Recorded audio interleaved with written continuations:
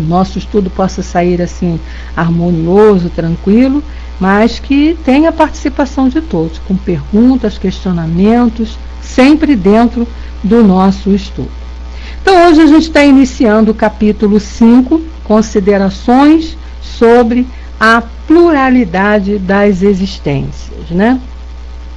E Kardec vem colocando para nós, no primeiro momento que a gente tem conhecimento sobre o que é o Espiritismo, né, imaginamos que as coisas surgiram com o Espiritismo.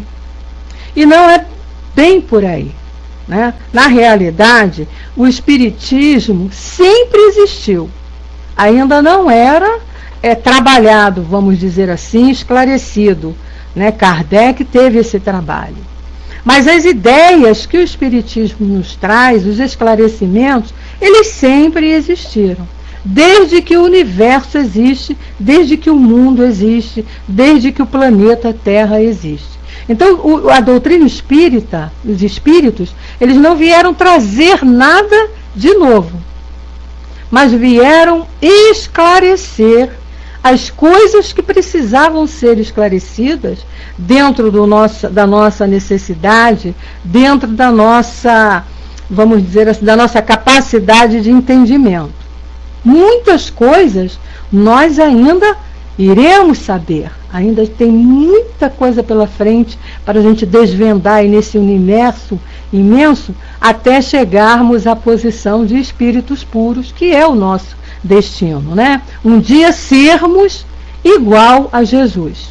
Esse é o nosso destino. Ele é o nosso guia, ele é o nosso modelo, ele é o nosso parâmetro. Para isso nós estamos aqui trabalhando, nos esforçando, buscando todo esse ensinamento.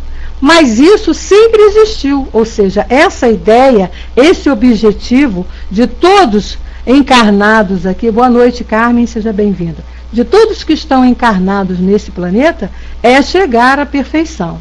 E para isso, não há condição de uma pessoa aprender tudo o que precisa aprender num tempo aí terreno numa média de 80, 90 anos. Uns mais um pouquinho, outros menos um pouquinho, mas a gente pode colocar aí a média de idade de condições que esse nosso corpo permite é essa faixa de 80 a 90 anos. Num período desse, não tem como você aprender tudo. A gente sempre usa o parâmetro do nosso caminho na vida escolar. Nós não aprendemos tudo o que precisamos aprender num ano de estudo, não tem condição. Então, uma criança, quando ela entra, né, na escola, lá no jardim, muitos agora já entram no jardim de infância, tem o objetivo, ali ela vai ter um aprendizado. Quando ela passa para a classe de alfabetização, ali outro aprendizado, sempre trazendo a base do ano anterior. Passou para a primeira série, outro aprendizado.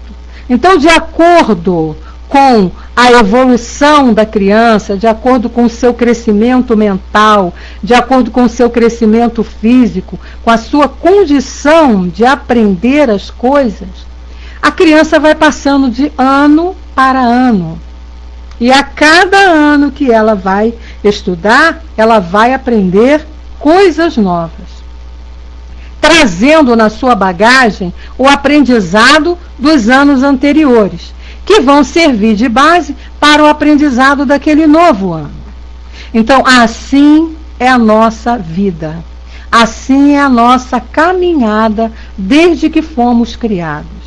Então, nós fomos criados lá sem conhecimento nenhum, como princípio inteligente, e com as coisas todas organizadas para que nós fôssemos, no decorrer da nossa caminhada, irmos aprendendo de acordo com a nossa condição, com a nossa capacidade de entendimento e com a nossa necessidade. É isso aí mesmo, Negrão, está lá mesmo na introdução, né? Que o homem gravita para Deus como a pedra gravita para a terra e esta para o sol. Então, nós estamos assim, esse exemplo da criança na escola, né, da nossa caminhada escolar. É a nossa caminhada nesse mundo, nesse universo. Então, começamos lá no jardim de infância, vamos passando para a alfabetização, depois primeira série, segunda série, e assim também na vida espiritual, de acordo com os nossos entendimentos, os nossos aprendizados, nós vamos passando de ano. Então, para isso, nós precisamos de muitas existências, muitas e muitas existências. Porque acontece até o fato de você não aprender e ter que voltar e repetir o ano, assim como acontece na escola. Uma criança que chega ao final do ano letivo e ela não consegue a média necessária para passar para o ano seguinte, o que ela tem que fazer? Voltar e repetir todo o aprendizado. Porque ela não pode passar para uma série seguinte se ela não aprendeu aquela série daquele ano. Assim somos nós. Não podemos crescer, não podemos evoluir, se não tivermos o aprendizado que nos preparamos, que nós planejamos naquela vida. Então, para isso, existe esse que todo mundo, as pessoas chamam de o dogma, o próprio Kardec usa esse termo, o dogma da reencarnação, que para mim é uma lei. É lei divina, né? É lei do amor de Deus para com todos nós. Por que o amor? Porque ele vai nos dar todas as chances que forem necessárias para que possamos evoluir. Então, em momento nenhum, Deus vai nos excluir, por alguma razão, do direito de evoluir, do direito de ser feliz. Por pior que estejamos, por mais atrasado que estejamos, pela situação, qualquer situação em que nos encontremos, aquela criatura que hoje, né, se nós formos pensar agora em alguém que a gente imagina assim, bem distante de Deus, bem distante da lei divina, bem distante de cumprir o que precisa ser cumprido. Então, aquele que está à margem da lei mesmo, lá só cometendo ainda crimes, pensamentos errados, ideias equivocadas ainda, por ignorância, pela falta do conhecimento, estão lá, né? Mas eles um dia também serão igual a Jesus. Nisso não tem escapatória. É lei de Deus. Todo ser criado por Ele, todo, não excluiu nenhum, todos eles. Todos nós chegaremos um dia à perfeição relativa. Perfeição total não, porque perfeição total só Deus, mas a essa perfeição relativa. Então, essa lei reencarnatória, a lei da reencarnação, é a demonstração desse amor que esse Pai que nos criou tem por nós. Boa noite, Acerfal, querida, seja bem-vinda. Tem por nós. É numa hora dessa que a gente tem que ver mesmo, né? Deus é o amor, porque planejou tudo perfeito, porque Ele sabia o que ia nos acontecer, né? Quando nos criou. Sabia que nós iríamos nos desencaminhar aí nessa marcha. Mas Ele se preocupou com tudo isso. Então, nós vamos sempre ter oportunidade de sermos felizes. Ninguém está fadado a penar eternamente no inferno, ficar lá queimando, né, como nós aprendíamos antes da doutrina. Ninguém. Todos terão a chance, senão não seria um Deus de amor. Então, nessa questão, nesse capítulo 5, Kardec vem nos esclarecendo o que é esse dogma da reencarnação, o porquê existe. Né? Qual a necessidade de reencarnarmos muitas mais, milhares e milhares de vezes? Quantas vezes forem necessárias.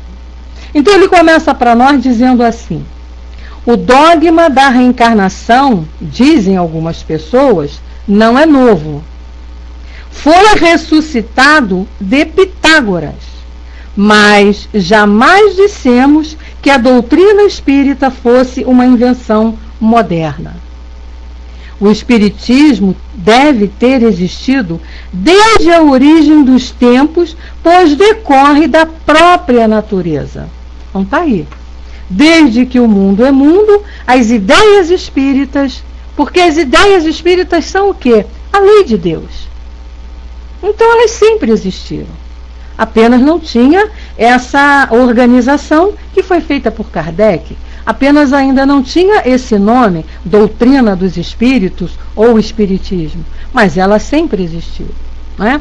Tanto que no próprio Evangelho, o que Kardec coloca lá no início, né, no início do Evangelho, antes de entrar propriamente no estudo das leis, né, do Evangelho do nosso Mestre Jesus, tem lá na introdução o Evangelho aquelas ideias sobre a doutrina de Sócrates e Platão, que ele chama de precursores da ideia cristã e do espiritismo. E ali Kardec faz um apanhado dos pontos principais dessa doutrina, e ele vem colocando as ideias que estão completamente em acordo, apenas com palavras diferentes, estão completamente em acordo com o que a doutrina dos espíritos nos ensina. Então basta que a gente vá lá no Evangelho, na introdução, pega lá esse capítulo que fala sobre as ideias de Sócrates, né, de Platão que foi discípulo de Sócrates, e nós veremos que tudo que eles colocaram lá na sua doutrina é vamos dizer assim, uma entrada, né, uma introdução da doutrina espírita. Então Kardec diz: temos sempre procurado provar que se encontram os seus traços desde a mais alta antiguidade. Pitágoras, como se sabe, não é o criador do sistema da mente em psicose, que tornou dos filósofos indianos e dos meios egípcios, onde ela existia desde as épocas imemoriais. Então, o que é essa ideia da mente em psicose? Nós estudamos aqui no início lá do Livro dos Espíritos. A ideia que existia de que o homem ele poderia voltar no corpo de um animal. E até hoje, esses povos, né, os índios, egípcios, acreditam nisso, que a gente possa voltar num corpo do animal. Bom, com Kardec isso ficou esclarecido pelos espíritos que é impossível. Isso não pode acontecer, porque seria você, em vez de você caminhar, você estaria voltando, ou seja, andando para trás. E a lei de Deus, ela é progressista. A lei, ela nunca vai fazer com que você volte. Ela pode até fazer com que você dê uma parada para reaprender, mas não você retroagir, atrasar a sua caminhada. Quando a gente fala que se você não aprender, você vai repetir o ano, você vai repetir, mas sempre caminhando para frente. Não é voltar lá no corpo de um animal, voltar a ficar sem a inteligência, voltar a ficar sem o raciocínio lógico. Não tem como. É impossível. A partir do momento que você entrou nesse reino do homem, você não volta mais para o reino animal. Então essa ideia, ela existia e ainda existe, esses povos principalmente aceitam, mas Kardec está colocando aqui por quê? Para mostrar que desde essa época, Pitágoras, que veio com essa ideia, já trazia a ideia da reencarnação. De maneira truncada ainda, mas já era o início de uma ideia que era real, que existia. E aí ele diz: a ideia da transmigração das almas era, portanto, uma crença comum, admitida pelos homens mais eminentes, visto que Pitágoras foi um grande filósofo, né? E aí Kardec diz: por que maneira chegou até eles? Como que esses homens, Sócrates, Platão, o próprio Pitágoras, tiveram essas ideias já de várias existências, do ser humano ter várias vidas, voltar, em outro corpo, voltar em outra maneira, porque Sócrates fala isso, basta que a gente leia lá no Evangelho, na introdução que Kardec coloca lá, a doutrina de Sócrates. Então ele pergunta, como é que eles receberam isso? Como é que essa ideia até eles? E aí ele pergunta, pela revelação ou por intuição? Não o sabemos. Mas seja como for, uma ideia não atravessa as idades e não é aceita pelas inteligências mais adiantadas se não tiver um aspecto sério. É por isso que a gente leu lá, até na quarta-feira nós falamos sobre isso aqui, né? Jesus veio e foi morto. Mataram o homem, mas não mataram o que ele deixou. Não mataram o corpo, mas não mataram o espírito que habitava aquele corpo. E as suas ideias, e o seu exemplo, e os seus ensinamentos, que são parâmetros para todos nós até hoje. Chamem como quiserem, aqueles que não são cristãos, que doutrinam outras religiões, chamam Jesus de profeta, chamam Jesus do mensageiro, do que seja for. Mas ele foi o mais importante que encarnou aqui nesse planeta, a ponto de mudar a data do nosso planeta. Então a nossa história, ela conta antes de Cristo, fatos que aconteceram até o nascimento de Cristo e depois do seu nascimento, depois de Cristo. Então é o único ser encarnado, espírito encarnado nesse planeta, que é conhecido no planeta inteiro. Podem até não segui-los diretamente as suas ideias, né? Mas é o único que é conhecido no planeta inteiro e respeitado, a ponto de o calendário ser tratado, formado, idealizado, estruturado a partir do seu nascimento. Então, daí a importância dele. Né? Então você veja bem, criaturas que não praticam, não são adeptos do cristianismo, por exemplo, os budistas, os hinduístas, messiânicos e outros, mas eles respeitam muito a ideia do Cristo. Até porque nós sabemos, nós espíritas sabemos, que todos esses, Maomé, Buda, Seixonoe, esses espíritos que vieram também trazendo suas doutrinas, estavam todos fazendo parte da falange de Jesus. Então eram todos espíritos ali comandados por ele. Emmanuel, na sua obra psicografada por Chico Xavier, lá no livro A Caminho da Luz, narra todo esse trabalho como foi realizado na espiritualidade desde a formação do nosso planeta. Como é que o nosso planeta foi formado, qual o objetivo, aqueles espíritos responsáveis pela formação desse planeta, da preparação desse planeta para o tipo de espíritos que aqui viriam encarnar com os seus objetivos, que no caso seria a evolução a crescer. Boa noite, Sandra, seja bem-vinda. Boa noite, Azul, alma fêmea, sejam bem-vindos, né? Então, é isso que Kardec está dizendo aqui. Então, seja lá como foi que essas ideias surgiram na mente dessas criaturas, ele diz não sabemos, mas seja como for, é uma ideia que atravessa as idades e que é aceita pelas inteligências mais adiantadas se não tiver um aspecto sério. E aí ele diz: a antiguidade desta doutrina, portanto, em vez de ser uma objeção, devia ser antes uma prova a seu favor.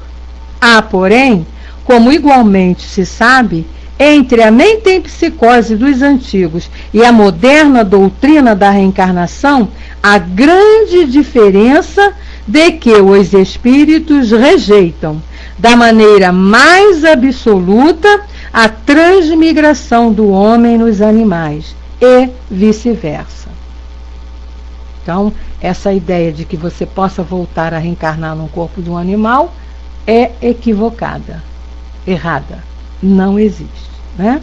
E a gente vai refletindo aqui com Kardec sobre isso. Então ele diz: os espíritos ensinando o dogma da pluralidade das existências corpóreas renovam uma doutrina que nasceu nos primeiros tempos do mundo e que se conservou até os nossos dias no pensamento íntimo de muitas pessoas. Apresentam-na, porém, de um ponto de vista mais racional, mais conforme com as leis progressivas da natureza e mais em harmonia com a sabedoria do Criador, ao despojá-la de todos os acréscimos da superstição. Uma circunstância digna de nota é que não foi apenas neste livro que eles a ensinaram nos últimos tempos. Desde antes da sua publicação, numerosas comunicações da mesma natureza foram obtidas em diversas regiões e multiplicaram-se consideravelmente depois. Seria o caso, talvez, de examinar-se por que todos os espíritos não parecem de acordo sobre esse ponto. É o que faremos logo depois. Então tá aí.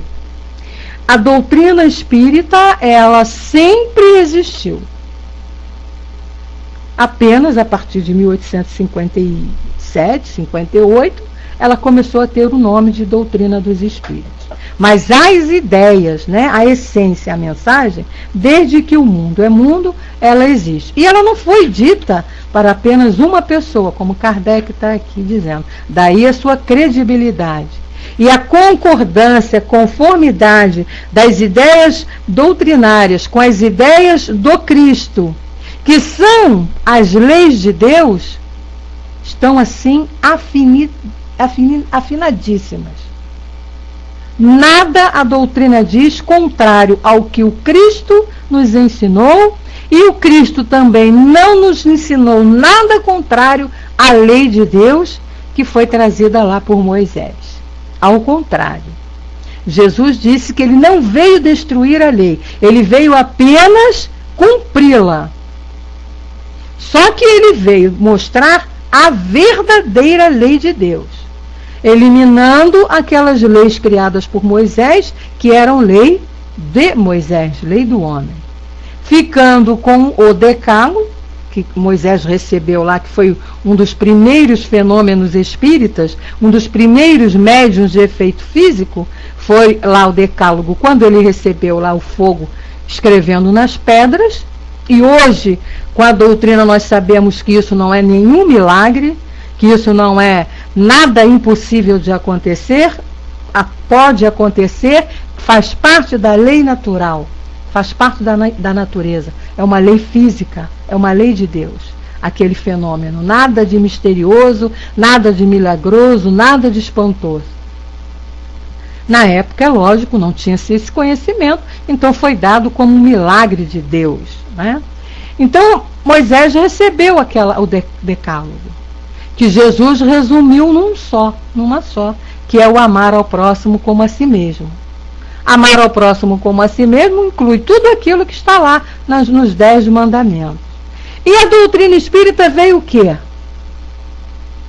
Nada que você estuda em doutrina espírita está em desacordo com os ensinamentos de Jesus. Ao contrário, vem esclarecendo mais ainda aquilo que Jesus não pôde esclarecer quando esteve entre nós, porque ainda não tínhamos condição de entendimento. E ele não tinha, materialmente falando, elementos físicos, materiais, como Kardec já teve, porque a doutrina, quando Kardec codificou, a tecnologia, a ciência já tinha avançado muito, então Kardec pôde fazer estudos, pôde fazer experiências, pôde fazer observações, e baseado na ciência, porque a doutrina espírita é, em primeiro lugar, uma ciência, baseado nessa ciência, Kardec pôde comprovar tudo aquilo que os espíritos diziam. Jesus teve que falar por parábolas, quando aqui esteve. Mas hoje, a doutrina espírita, com as ideias que nós temos, que ela nos esclarece, a gente entende muito bem, melhor até, aquilo que Jesus falou a época que esteve aqui. As interpretações agora podem ser mais claras para nós, né? Bom, vamos ver, o Negrão coloca aí para nós. Se não existíssemos ou não aceitássemos a divina lei da reencarnação, teríamos que voltar para o ventre de nossas mães para renascer, como exemplificou Nicodemos. É verdade, né? Nicodemos não entendeu o que Jesus quis dizer para ele no nascer de novo. Né? Esse nascer de novo. Eles acreditavam na ressurreição. Ressurreição daquele homem, daquele corpo. Não tem como. O corpo não tem como ressuscitar. O corpo ele vai se transformar. Mas o espírito não, porque o espírito não é destruído. Ele não acaba. A partir do momento que foi criado por Deus, torna-se indestrutível. Passa por dificuldades, passa por aprendizado, passa por dores, por situações difíceis, como lição, como aprendizado, sempre. Isso é uma coisa que nós não podemos esquecer nunca. Tudo que nos acontece tem sempre um objetivo: nos empurrarmos para frente. Qualquer dificuldade, qualquer dor, qualquer problema que surja em nossa caminhada não tem objetivo nenhum de nos derrubar, de nos castigar, de nos punir. O único objetivo de qualquer situação dificultosa é nos levar, nos empurrar para frente. Fazer com que a gente aprenda todos os meios que existem possíveis de nos desvencilharmos de situações equivocadas que tenhamos praticado e acertarmos, né? Agirmos de maneira correta. Então a gente tem que aprender, e todo aprendizado requer sacrifício. Todo aprendizado é dolorido. Qualquer coisa que a gente vai aprender no início é dolorido. Se você vai aprender a escrever, se você vai aprender a dirigir, é um sacrifício que você faz. Até você dominar ali o carro, todos os elementos que ele te apresenta, é difícil.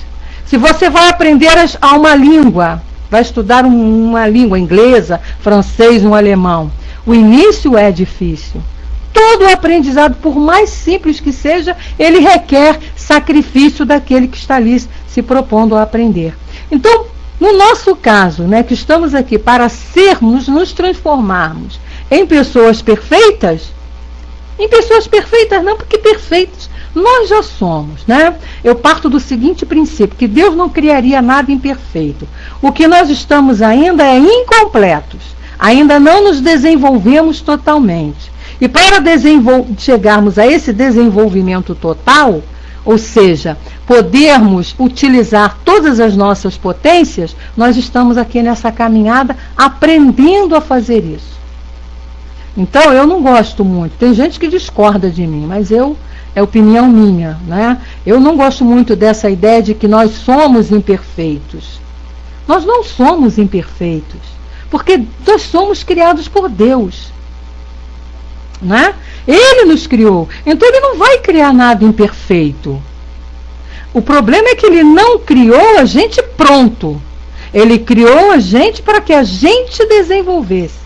Então, quando nós fomos criados, nós já fomos criados com tudo bonitinho, certinho, direitinho, com todas as nossas potências. E com todos os meios que a lei dele, que ele criou, o ambiente que nós vivemos, né, esse universo, nós aqui no caso no nosso planeta, com todos os meios para chegarmos a esse desenvolvimento total. Então eu digo, como que eu aprendi com um companheiro na minha casa espírita, nós somos espíritos ainda em desenvolvimento, inacabados, ainda não estamos acabados, né? Nós mesmos estamos nos construindo com as potências que nós já possuímos, trabalhando, adubando, através dessas caminhadas que vamos realizando e aprendendo nessa caminhada a sermos espíritos puros, lá como é o nosso guia, o nosso modelo, né? O Macerfal coloca que o maravilhoso é que o espírito não perde mais os conhecimentos adquiridos. Não, É como a criança na escola, né, uma Serfal? Ela precisa do aprendizado anterior, do ano anterior, para aquele novo ano que ela está enfrentando. E nós também. Então, o que nós estamos aprendendo nessa encarnação, nós vamos levar, essas conquistas dos valores do espírito, essa nós vamos levar para a nossa próxima encarnação. Vai servir de base naquilo que a gente vai desenvolver numa próxima encarnação. Então, a gente não perde. E isso é amor de Deus para conosco. A partir do momento, por isso que a gente não pode voltar e reencarnar num animal. Não tem como, né? Você não vai crescer. E a lei de Deus, ela é progresso, ela é progressista. Você vai evoluindo, toda encarnação você evolui. Existe também uma corrente aí que diz que você fica estacionado. Eu também não concordo muito não, mas isso aí é opinião Beth Rosado. Beth Rosado pode estar enganada, mas eu raciocínio da seguinte maneira: a partir do momento que você encarnou, mesmo que você passe uma encarnação inteirinha sem aprender nada, quando você desencarnar, você vai ter um aprendizado. Qual? Você vai aprender que perdeu tempo. Então você não ficou parado. Então você não ficou estacionado. Não é? Então você vai reconhecer que perdeu uma encarnação porque poderia ter feito muito e não fez nada. Então você aprendeu que ficar parado não é bom. Você aprendeu que ficar estacionado, olhando a banda passar, não é bom. Então, na próxima encarnação, você não vai ficar mais parado. Então, eu acho que, em momento nenhum, a gente fica estacionado na nossa caminhada. A gente pode até evoluir pouco, né? Quase nada. Mas sempre vai ter um aprendizado, sempre a gente vai evoluir, nem que seja ali um milésimozinho, a gente vai aprender. Mas então aí ele vem dizendo para nós, né? É o que ele diz aqui, que vai agora esclarecer essa parte aqui de espíritos que não concordam. Então Kardec vem assim, de maneira, como sempre, muito inteligente, nos chamando ao raciocínio, que é o que a gente precisa fazer. Né? Nós normalmente temos preguiça de raciocinar.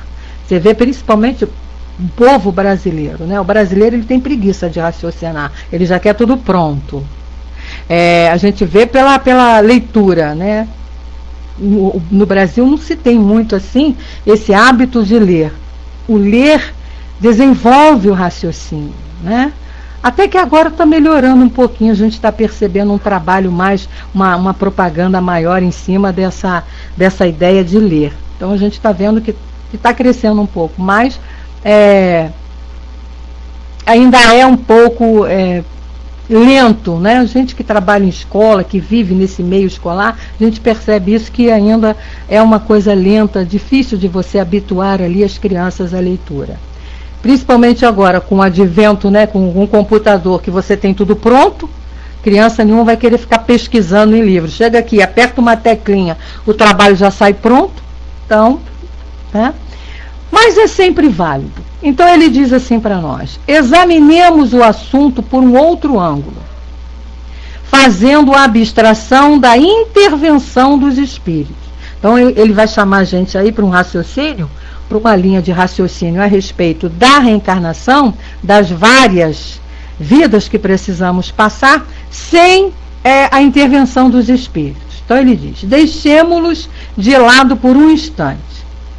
Suponhamos que esta teoria não foi dada por eles. Suponhamos, mesmo que nunca se tenha cogitado disso com os espíritos. Então vamos seguir aqui o raciocínio de Kardec. Vamos deixar os espíritos lá do lado, fora disso, dessa questão.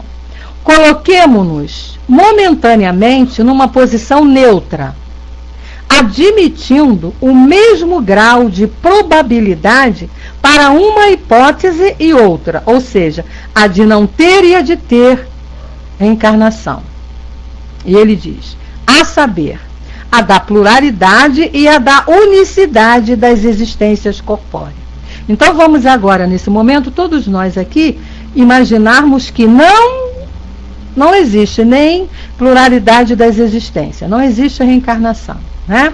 E vejamos para que lado nos levam a razão e o nosso próprio interesse. Então estamos neutros aqui.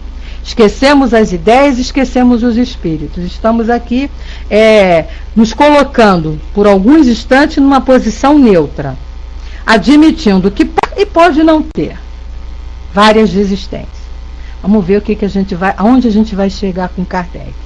Então ele diz: certas pessoas repelem a ideia da reencarnação pelo único motivo de que ela não lhes convém, dizendo que lhes basta uma existência e não desejam iniciar outra semelhante. E a gente conhece pessoas assim, eu conheço. Criaturas que não querem aceitar a ideia da reencarnação porque não admitem renascer em determinadas situações. Vamos lá adiante aqui com Kardec. Conhecemos pessoas que a simples ideia de voltar à Terra ficam enfurecidas. Só temos a lhe perguntar se Deus devia pedir-lhes conselho e consultar os seus gostos para ordenar o universo. De duas, uma: a reencarnação existe ou não existe? Olha só, acompanhando aqui o raciocínio de Kardec. Se existe, é útil opor-se a ela, pois terão de sofrê-la, sem que Deus lhe peça permissão para isso. Parece-nos ouvir um doente dizer: já sofri hoje demais e não quero tornar a sofrer amanhã. Qualquer que seja a sua má vontade, isso não o fará sofrer menos amanhã e nos dias seguintes, até que consiga curar-se. Da mesma maneira, se essas pessoas devem reviver corporalmente, reviverão, tornarão a reencarnar-se, perderão o tempo a protestar como uma criança que não quer ir à escola ou um condenado à prisão, pois terão de passar por ela. Objeções dessa espécie são demasiado pueris para merecerem exames mais sérios. Diremos, entretanto, essas pessoas, para tranquilizá-las, que a doutrina espírita sobre a reencarnação não é tão terrível como pensam, e que se estudassem a fundo, não teriam do que se assustar. Não é? Então é aquela história, quando você conhece a ideia, você deixa de ter medo. Não é? Até que você te venha a ideia nova, qualquer ideia que seja nova, você tem receio, a gente fica naquele medo. Por quê? Porque não conhecemos ainda o que tem ali dentro daquele pacote. A partir do momento que o pacote é aberto e esclarecido, a gente já não tem mais medo. E aí é o que ele está dizendo aqui. Se todos, antes de combater a ideia, fossem estudá-la, fossem analisá-la, fossem observar essa ideia, veriam que não tem outra saída para as situações que estão aí à nossa vista. Não tem.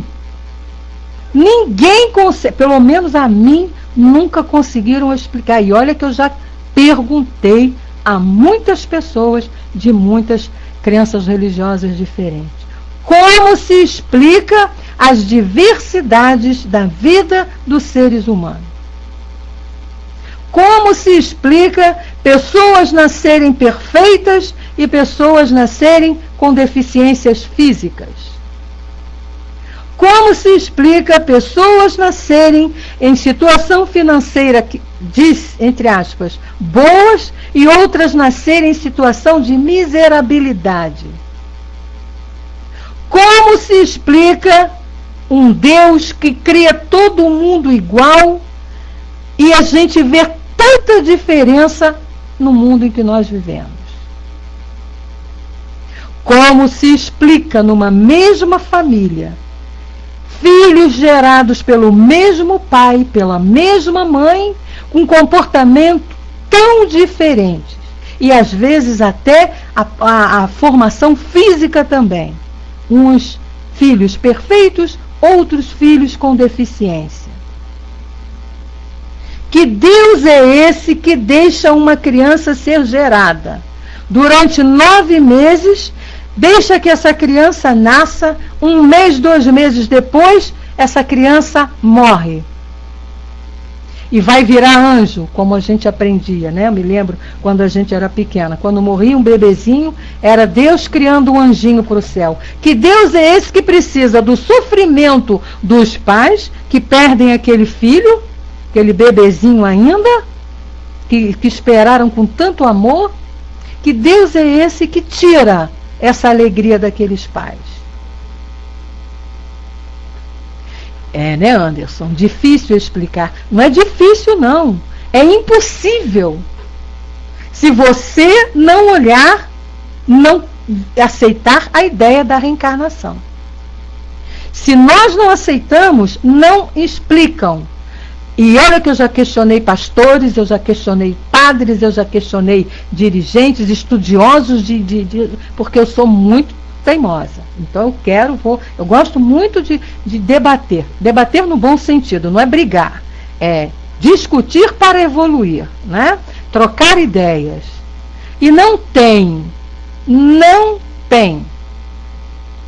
Deus não seria um Deus justo, que a gente conhece, que a gente ama. Deus não seria um Deus de amor se ele tivesse criado o mundo dessa maneira, dando privilégios.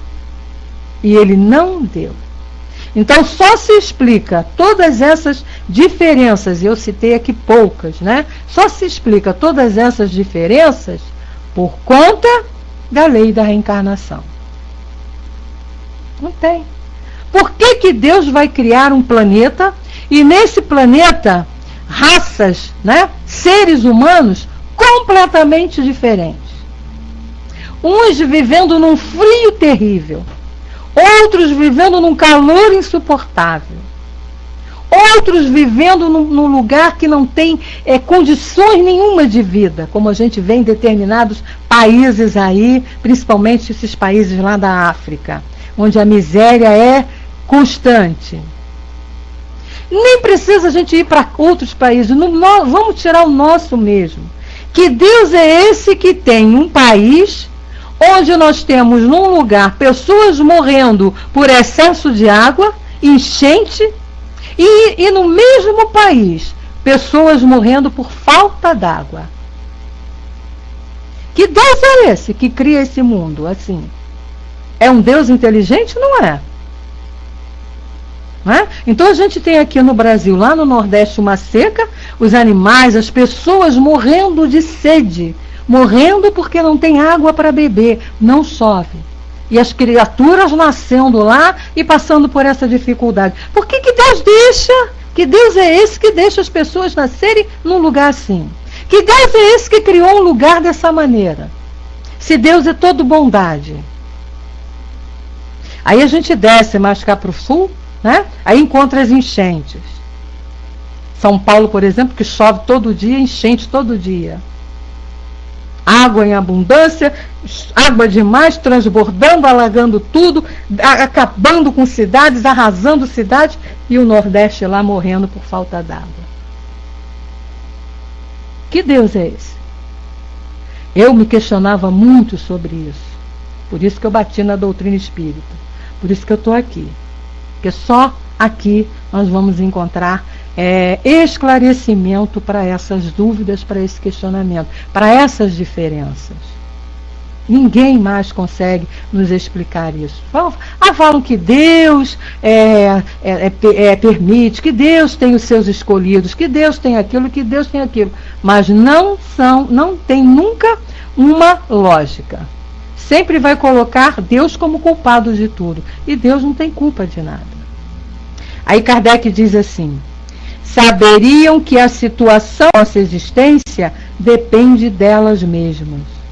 Ou seja, se todos fossem estudar e viessem conhecer essa ideia antes de combater, porque tem pessoas que você não pode nem falar a palavra reencarnação perto, que quase te apedrejam.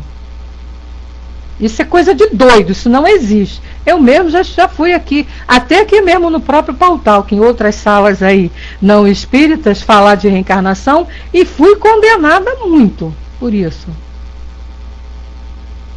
Né, Braz? Sempre eles vão encontrar um culpado. O pobre do Adão e a Eva é que levam a culpa de tudo, né? De todo esse sofrimento, porque foram lá comer a tal do fruto proibido. Então, quando a gente fala nisso, as pessoas rejeitam, sem pelo menos... Tá rindo, né, Eugênia? Não ri não, que você sabe. Eles rejeitam, sem até deixar que você explique.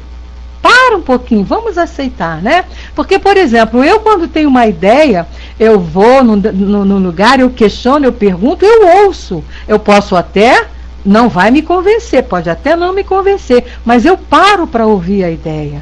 Por que você pensa assim? Não é? Por que a sua ideia é assim, é assim? Mas existem pessoas que não, são tacanhos ali, pronto, não querem aceitar. Então é isso que Kardec está falando aqui. Se nós fôssemos mais flexíveis, né, e aceitássemos a estudar, vamos pesquisar, tá, é reencarnação, você acha que existe? Tá me falando disso? Então vamos ver, me diz aí onde eu posso buscar informação sobre isso. E venha conhecer. Aí é o que ele diz, se fizessem isso, saberiam que a situação dessa nova existência depende delas mesmas. Será feliz ou desgraçada, segundo o que tiverem feito neste plano, e podem, desde já, elevar-se tão alto que não mais deverão temer nova queda no lodaçal. Então, se viéssemos estudar a doutrina, né, viéssemos estudar essa lei da reencarnação e procurar entendê-la, não sofreriam tanto, porque veriam que ali sim está o amor de Deus. Nessa ideia você encontra a justiça divina e o amor de Deus. A justiça da seguinte maneira: ele criou as leis. Se você segue a lei direitinho, você não sofre. Nosso sofrimento, as nossas dores, elas são causadas pelo nosso afastamento da lei. Quando nós estamos ali seguindo bonitinho a lei, não sofremos. Mas mesmo quando nós não sofremos, né, nós temos, nos afastamos e vemos lá dores, estamos lá no maior sofrimento, as maiores dificuldades, a lei ainda vai nos dar. Deus é amor nesse sentido, porque Ele vai te dar outra oportunidade de você crescer, de você voltar e se acertar com a lei. Então, não é porque você, entre aspas, pecou, que você vai estar condenado para sempre. Não. A gente não faz isso com os nossos filhos, aqui, carnais. Qual é o pai que castiga o filho para sempre? Não, pode dar até um castiguinho ali de 1 dia, 2 dias. Mas para sempre, não. Poxa, se nós que somos totalmente ainda errados ainda, estamos ainda em evolução, a gente age dessa maneira com nossos filhos, imagina Deus, que é a inteligência máxima, que é soberana máxima. Soberano em tudo, e justo em amor, em bondade. Ele não ia nos deixar com que a gente não tivesse chance de se melhorar, de aprender, de se tornar um ser bom. Então é o que ele diz aqui, ó. Nós somos responsáveis pelas nossas vidas. Nós criamos as nossas vidas. Por favor, eu gostaria de pedir que conversas fora do nosso assunto fossem tratadas em PVT, tá? Para não desvirtuar aqui a nossa linha de raciocínio. Então, é o que ele está dizendo aqui, ó. Se todo mundo tivesse esse conhecimento, saberia que a situação dessa nova existência depende de nós mesmos. Então, o que ele está dizendo com isso? Aquilo que Joana de Ângeles já nos disse. Somos herdeiros de nós mesmos. Aquilo que Jesus disse, a cada um será dado de acordo com a sua obra. Então, hoje, eu estou aqui vivenciando e trabalhando e preparando a minha vida futura. Então, se eu vou ser feliz, ou se eu vou ser infeliz, vai depender de mim, dos meus atos e das minhas atitudes. Conforme eu estou vivendo essa lei que eu já tenho, que eu já sei que eu tenho que seguir. Agora, se eu não sigo, se eu procuro me achar melhor do que essa lei e quero criar a minha própria lei, eu vou sofrer as consequências. Porque a natureza tem aí a lei de causa e efeito. Todos os meus atos e todas as minhas atitudes, elas terão consequências. Se forem boas, consequências boas. Se forem ruins, consequências ruins. E aí vamos aqui continuando, vendo o que Kardec ainda nos diz. Bom, nós vamos parar por aqui, ele não vai nos dizer mais nada por hoje, porque, por incrível que pareça, já são 19 horas. Então a gente vai ficar aqui com o nosso gancho para a próxima semana. Próxima sexta-feira, nós terminamos com ele fechando esse raciocínio aqui, né?